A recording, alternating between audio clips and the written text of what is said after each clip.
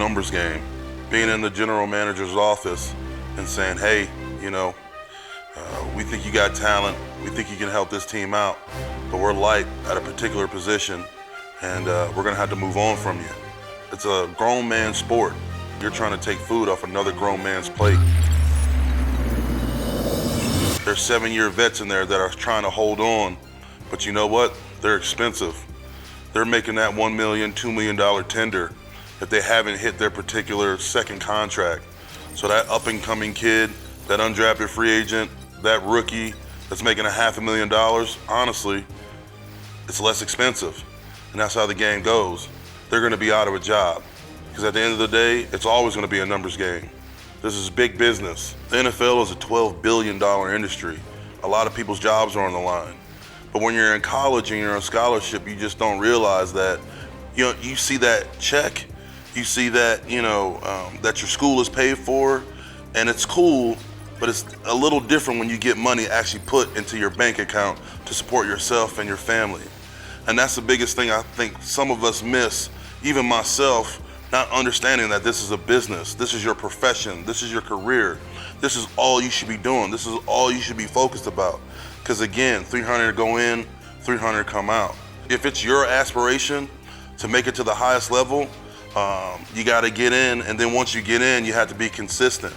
And then when you're consistent, you're always gonna have to level up, because just as you get into your third and fourth and fifth year, that same kid is gonna be coming for your particular spot. So it's an ongoing cycle of the fittest of the fit, the best in the world. These are the best players on earth. Football is only in the United States of America. So they're pulling the best guys in the world.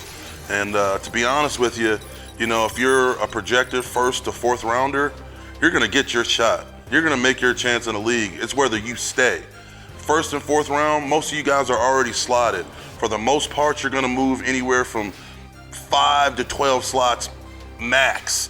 But if you're that fifth round, a priority free agent, get ready. You're gonna be the bottom of that barrel, and you're gonna have to overcome, and you're gonna have to do twice as much as what everybody else is doing. And that's just the nature of the beast, and that's just the nature of the game. That's something I had to do every day. I had to take the fours, the third string, the second string. That's a part of it.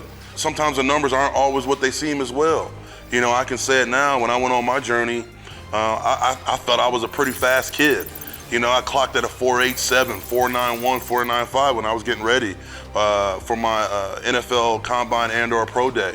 And 1 month before my Pro Day came, I broke my foot. I fractured my fifth metatarsal. On that particular day at my temporal Pro Day, I ran a 5.3940. But I ran it with a broke foot, and I thought that was the end of my career, the end of my world moving forward. But I was blessed enough to be able to play in the East-West Shrine, a collegiate all-star game where, it's pretty prestigious, and that allowed a certain amount of eyes to see me moving forward. And again, this is not about me. People who know me, I'm a strong guy. I've hit 40, 44 reps on the bench press. The day of my pro day, I hit the clamp on 30 and ended up getting just 31.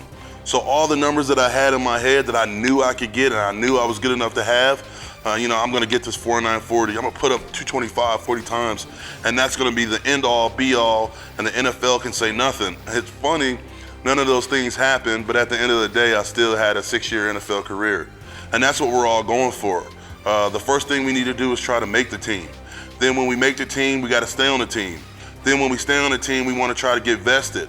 And vested is being 4 years accredited seasons, where you have to have at least 3 accredited games where you're on the active roster. That's when you get your annuity, your 401k, your life insurance, your health insurance. Myself, I'm retired at the age of 35 with all of those things. And I think that's important to start your future. And not everybody gets that big second contract. I didn't get that, but I did get a boost into life as far as financially and those things of life insurance, health insurance, annuity, 401k moving forward. I'm 35 years old, and I have a retirement package. And that's something everybody should know. Even being able to put into your 401k, all these things are things that come with the league that it's a numbers game. If you really break it down, it's a numbers game. A lot of these college kids, they think different. They want to know where their friends are going, where their friends are training, how am I gonna, how do I look, and especially now, how do I look on my posts, what's my brand like? If you're not worried about making that NFL team, you could really be out of luck. And you can see yourself on the outside looking in. And I've been there many a time.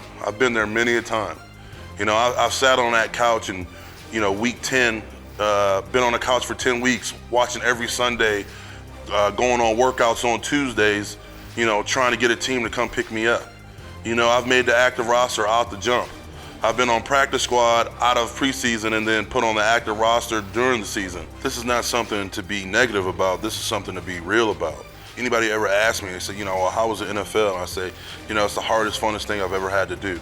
And I think sometimes people see it on TV and feel like it's that accessible, and they don't see the grind behind it. And no matter how many things that come out like this or things you see on ESPN or Netflix that show the behind the scenes, it's hard for the consumer or the fan to really understand what all goes into this. Not only the physicality, the athleticism, but the heartbreak. You know, heartbreak is a part of that. You know, I've been there many a day, many a time.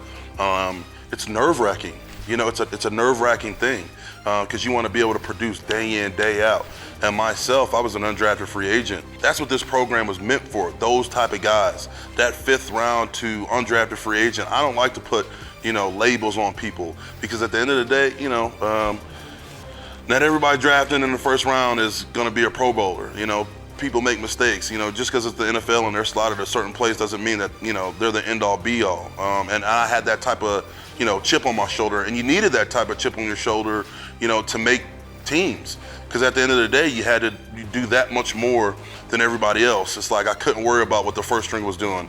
I couldn't worry about what, you know, that former 1st rounder or former 1st day guy was doing. I had to continuously think about myself. What can I do to make myself better? How does Antwon make the team? And the mental capacity that it takes to take all of these things in, as far as fame, money, the fact that this is a business, going through the training process and having a certain amount of numbers that you need to jump to that higher level, it's a lot to take on. And sometimes it gets lost because, you know, a lot of us are kids. We're 20, 21, 22, 23 years old, and we're making $500,000 out of the gate. This is not something that is normal. The normal, typical 21 to 23-year-old kid does not make $500,000 out of the gate. And on top of that, you have to perform at the highest level day in, day out on a consistent basis, or you're gone.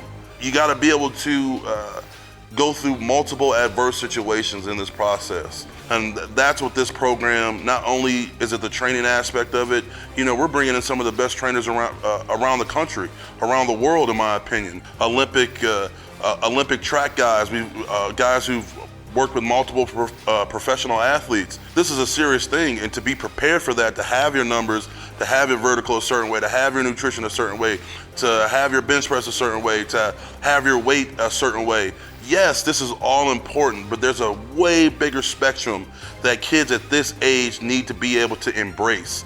And embracing the grind, especially if you're a 5th to priority free agent, is a necessity, or you will not make it. You will not make it to your vested year. And that's what people don't tell or say in this particular process. They might give you the wonder lick, they might put you with an interview specialist. Past that, they're really not doing that. Most training facilities around the country. And that's, you know, I wanted to come from a perspective of somebody who's really been through that grind. Like, I've played on 9 professional teams. I am what you consider a journeyman.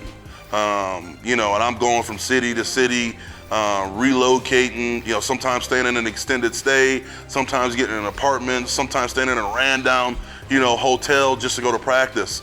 You know, I remember going to, North Carolina. I went to the Carolina Panthers, and I had been on the couch for 10 weeks. The bank account's getting low. And if I don't make this team, I got to make some rough decisions on that plane ride back. And, I got a great agent in Marty Magid who I went to that particular workout, and I did this workout so well. I knew in my heart of hearts, I was so confident when I left that place and he came down to me, and they both, all these guys, the general manager, the D-line coach, the head, like, man, we're really impressed. We love your athleticism. Man, we love your strength, but we're not really looking to shake anything up right now. You know, again, they hit me with what? You know, it's a numbers game.